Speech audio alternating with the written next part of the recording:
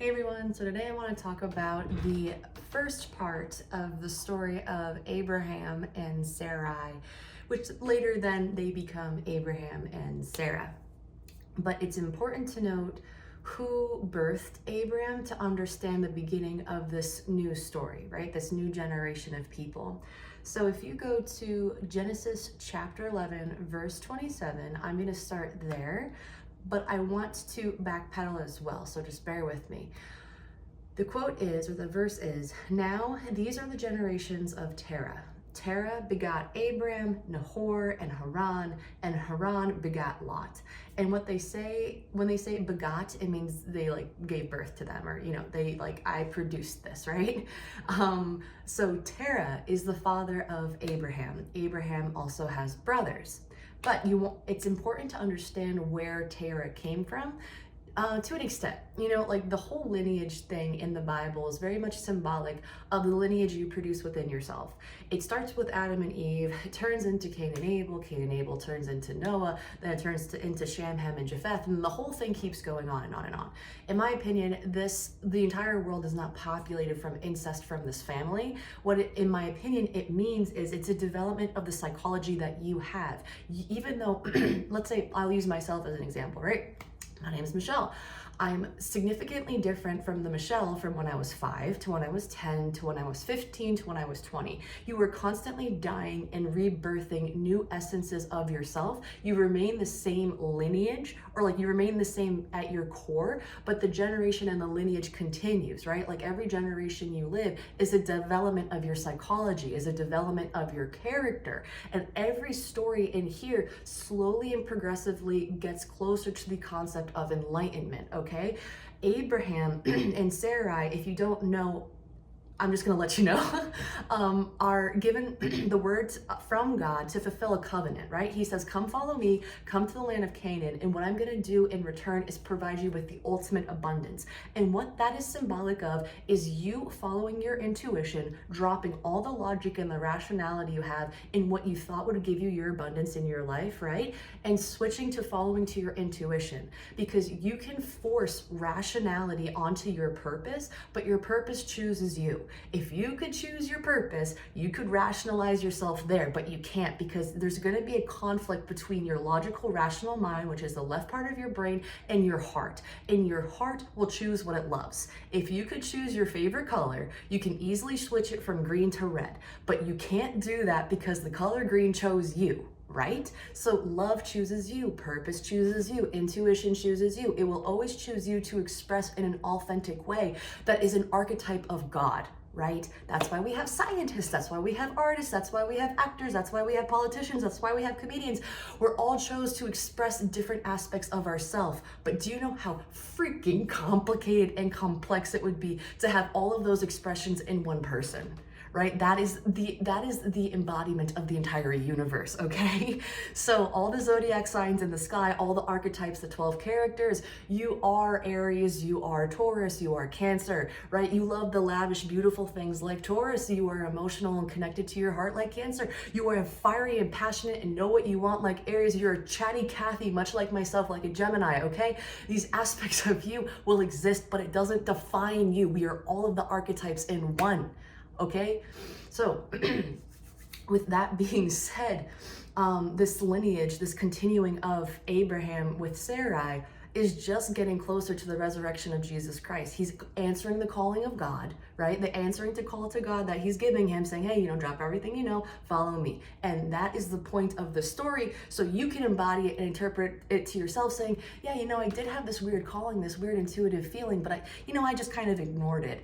And then, something happened to you where you're like, no, I can't ignore it anymore. I have to follow it. This story literally embodies that.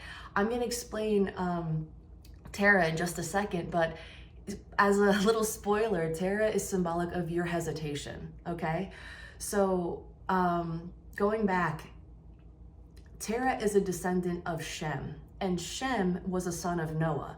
Shem, as a son of Noah, his name translates to the name of God, kind of. So he was one of the 3 sons of Noah. And because he was the son of like enlightenment, or embodying the light or the name of God, it's kind of cool to understand that Terah eventually becomes part of that lineage, that sect, because Shem was very close to his higher intellect and his higher wisdom. So that potential is then given to Terah, right? Because it's passed down that bloodline, that concept. However, Terah's name means to stall or to hesitate, and that is representative of an aspect in you. When you stall, when you hesitate, when you don't answer your calling to God, you will in the beginning, but something gets scary in your 3D reality, and you look with your 2 eyes, and then you get so confused and overwhelmed as if your abundance is possible because you're tricked by your eyes. But in the beginning, you were listening to your 1 eye, right? You were listening to your intuition. It's just the 2 eyes had made you hesitate. And if I said this at one other video, but the optic nerve in the back of your brain, if you look at the connection from your eyes to the optic nerve, it creates this pathway that looks like the sigil of Lucifer. And I'll put that up on the video so you have an idea. When you're blinded by your 2 eyes, you're basically embodying the essence of Lucifer. Lucifer is not a bad person. Lucifer is just describing that archetype of you when you fall victim to your 3D reality because you see, right? Lucifer is bound by his 5 senses, and Jesus Christ transcends his 5 senses. That's why he could manifest miracles, because he didn't quibble like Neville Goddard said. Lucifer never does, because yeah, he quibbles all the time, okay? So going back to this, Shem is the person that gives the lineage to Terah to, be the son of man that has the potential to resurrect beyond his ego, right? And to get the consciousness that the whole Bible is essentially about, telling you to get your consciousness. But again, his name's Terah, and Terah means to stall or to hesitate or to quibble, for all my Neville Goddard fans. So, I'm going to go back to saying the verse 27. Now these are the generations of Terah. Terah begot Abraham, Nahor, Haran, and Haran begat Lot. Lot is Abraham's nephew, and through the journey, Abraham actually takes Lot with him because Haran dies. And Haran, his name means parched. And they currently live in the year of Chaldees, and that happens in the next verse. So I'll get back to it, but I'll just read the verse first and then explain why that's significant. So verse 28, and Haran died before his father Terah in the land of his nativity in Ur of the Chaldees. Now, Ur of the Chaldees is translates to the moon city, and the moon is symbolic of your emotions. It's like symbolic of like that mystic, intuitive part of yourself. And it's also ruled, the moon is also ruled by a god named Sin, right? And sin, if you really look at the original definition, is hamartia by the Greeks. And the Greeks understood this kind of symbolic understanding. So sin actually means missing the mark, meaning missing the mark of your manifestation, right? William Donahue, a really great, new age kind of mystic interpreter of the Bible, says that sin is when you dwell in your emotions. And when you dwell in your emotions, it's because your senses are being stimulated.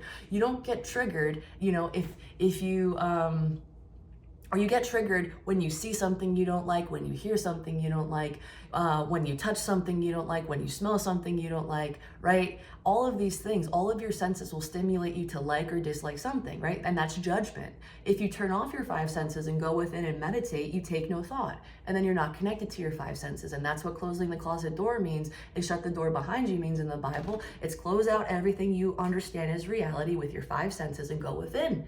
And what do you feel? You feel I am. There really is no feeling. There is no emotion. Everything is disconnected. You just feel I am.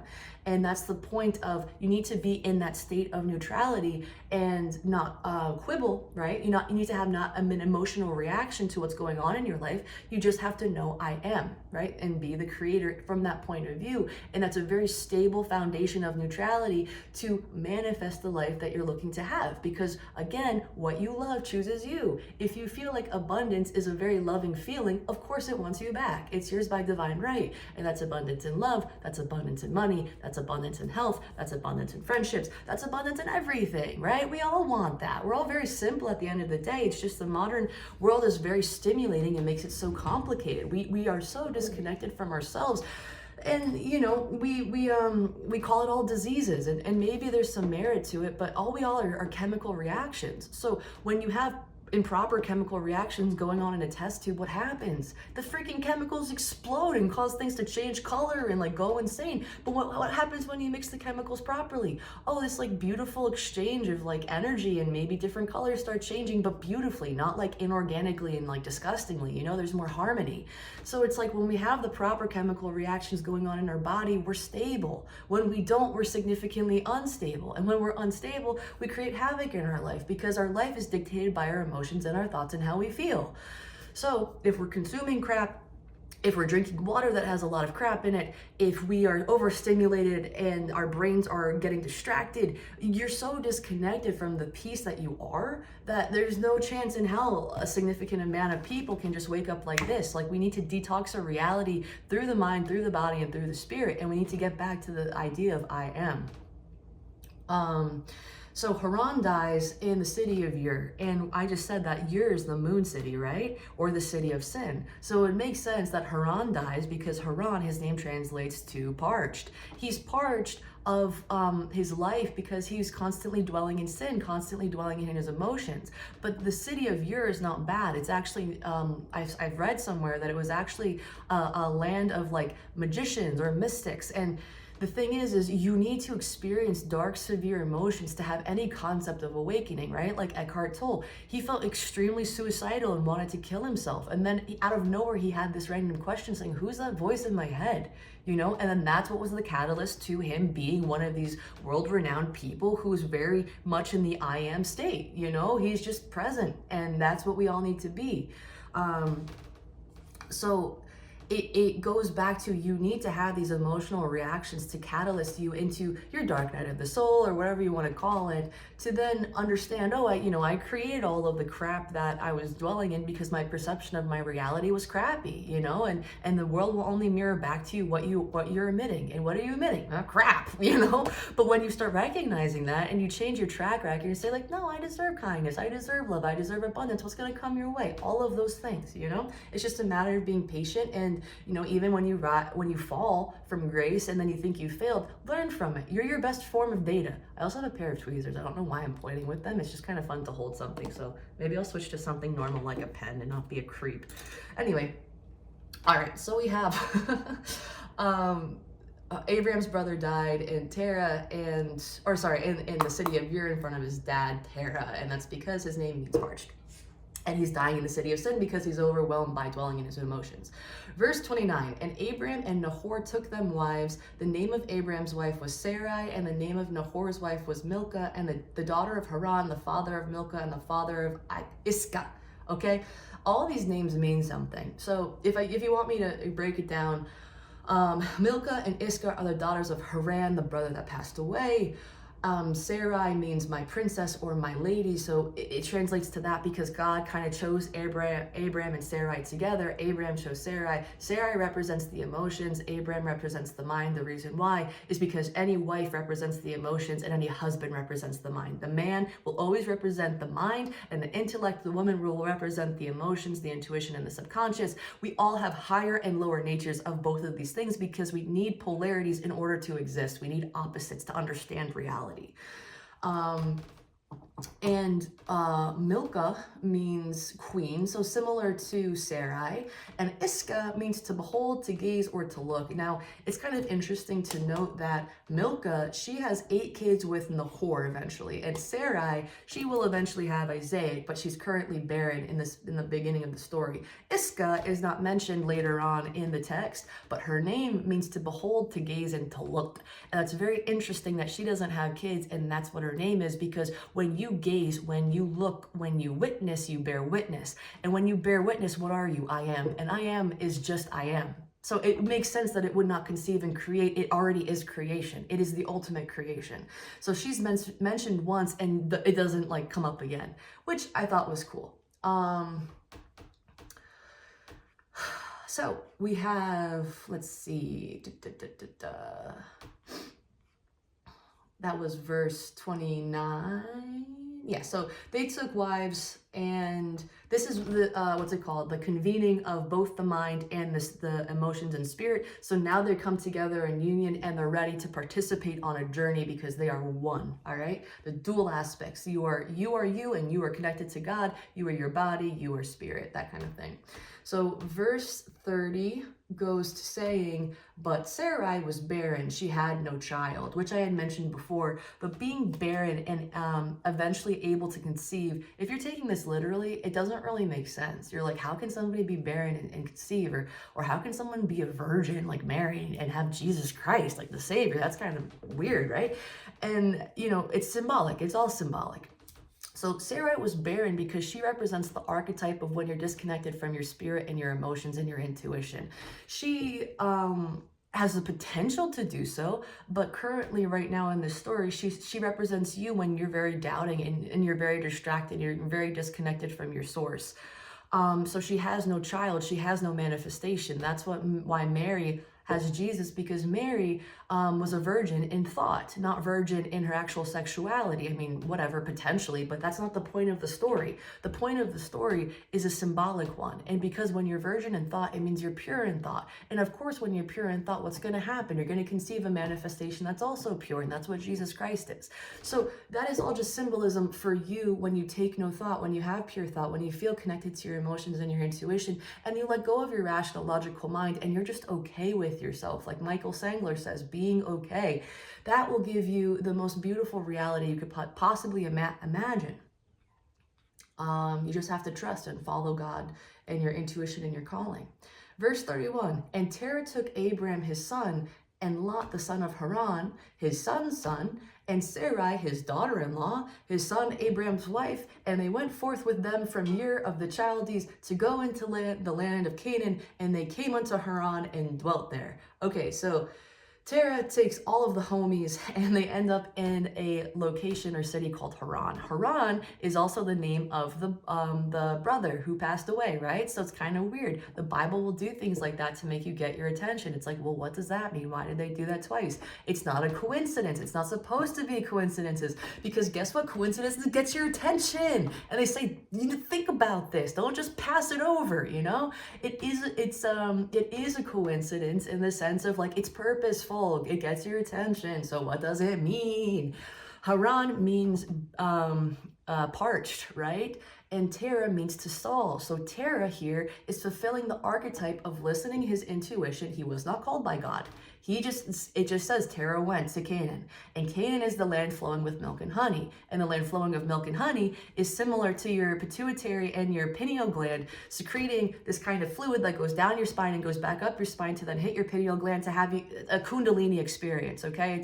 It's a process your body naturally does. That's what this talks about, just because the fluid, I guess, is white and like golden in nature. So then the Greeks were like, okay, yes, we're gonna talk about this as if it's a metaphor for something that we can visually represent it by. So what's that? Milk and honey. It makes sense, right?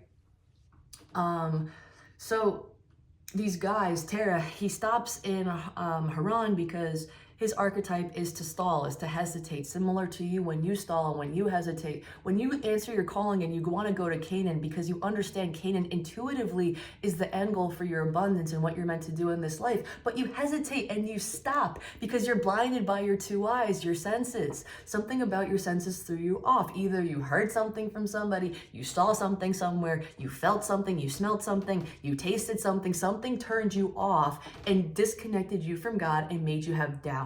Okay, and they dwelt there because Terah is meant to dwell there. He's meant to stall. He's meant to hesitate. He's meant to stop, because that represents you when you do that, when you don't listen to your intuition.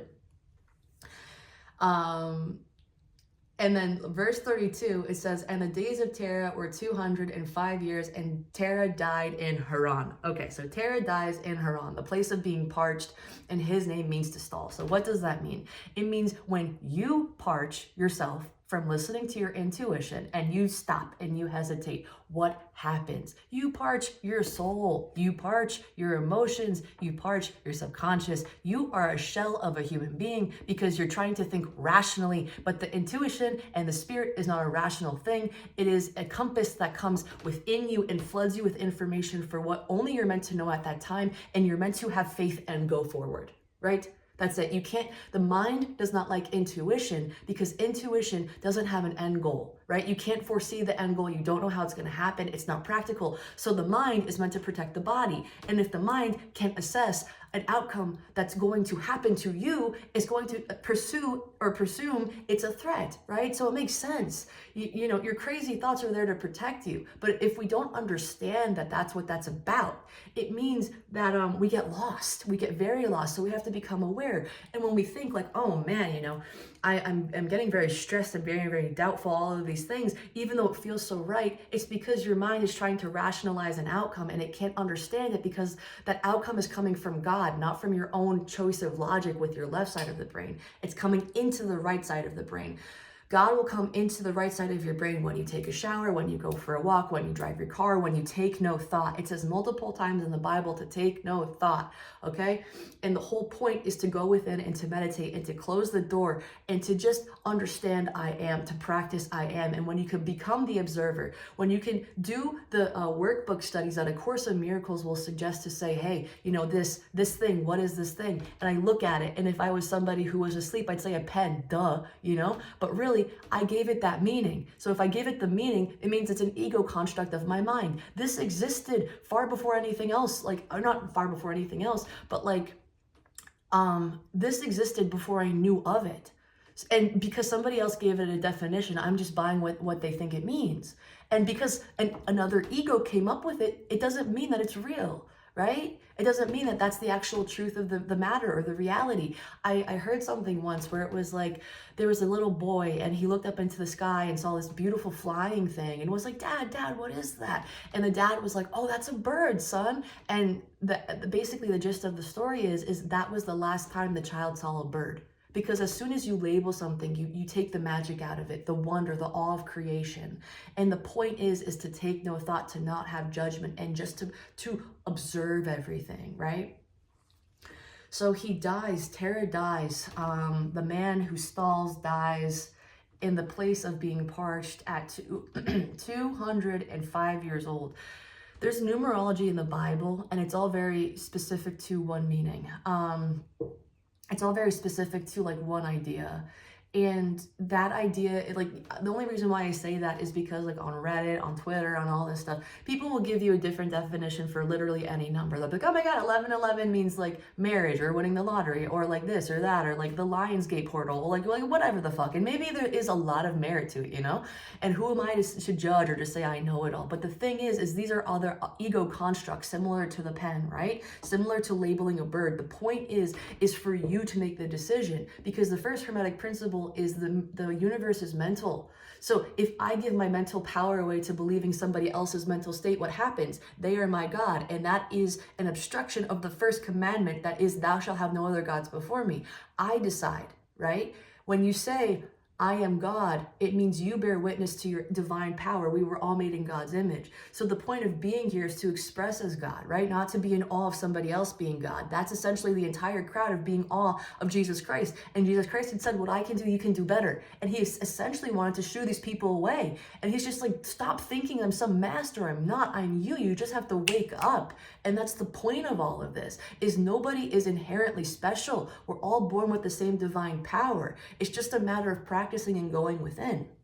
So the number 2 in the biblical sense, for what it was meant to be from what I understand, is that 2 is you and your connection to God, okay? The number 5 is your 5 senses, or like reality, or like change in reality. And it can go either way. It can change for the better, it can change for the worse, you know? It's like, are you going to transcend or are you going to fall, right? So here it's 5 and 2. So you have divine connection with Creator and yourself, along with your 5 senses. And then 7, because 5 plus 2 equals 7, that equals to, what's it called? spirituality. Okay, so, or spiritual intervention. So here it's just like 5 plus 2 is 7. So then you have spiritual intervention being the last form of what the numbers actually mean. And it's just like, because he was parched and, because he stalled and he died in a place that was parched, it was because he cut off his soul. And that is exactly what I think why he died at 200, what was it, 257? No, 205 years. Sorry about that. 205 years, because he had a connection to God, number 2. He was dwelling in his 5 senses because he hesitated and got stuck in Haran. And then so God had to come in, number 7. He had to end his life, because then Abraham had to fulfill the covenant, or Abram had to fulfill the covenant. Because again, Abraham is a son of man, and any son of man in the Bible is symbolically is capable of transcending the ego and to go into consciousness, to have the potential of consciousness. And again, all of these different generations in the Bible are leading up to Jesus Christ finally being the chosen one. But it had to take all of this work. It had to take all this failure. It had to take all this death. It had to take all of this rebirth. And that's symbolic of you. How many times do you feel like you had a dark night of the soul and you've died multiple times? And how many times do you feel like you crashed and burned before you resurrected? You know, whatever your form of resurrection is, how many times did it take for you to die and to transcend, and to die and to transcend, to be who you are today? I guarantee you, multiple times. I get it, it's very tiring, but the end is in sight. It is possible. And again, I'll just bring it up to reiterate, because repetition is how we learn. Jesus Christ had said, I am that I am, I am that I am, yeah. And what I can do, you can do better. I mean, he didn't say it exactly like that, but it's implied. So it's just like, we need to listen to that. We need to not doubt ourselves, because we can't be doubting Thomas. Doubting Thomas is the archetype in the apostles for a reason, because doubt plays a giant role into who we are as humans. But when we can prove ourselves wrong and we can have faith, all faith translates to is conviction, and conviction is confidence, and confidence is an expression in emotion, and emotion is energy in motion, and that is the universe. That's how the universe understands you, is by your currency you're exchanging. So all it'll give you is more of what you give. What it'll give you is more of what you give out. And it's no respecter of persons. It doesn't know what you think you want. It matters what you feel you need or you are. And you'll see your life change when you can tap into that power. So thank you for listening to part 1. I really hope you enjoyed it. Leave me a comment or something if you've learned something or enjoyed this presentation. And I'll see you in part 2.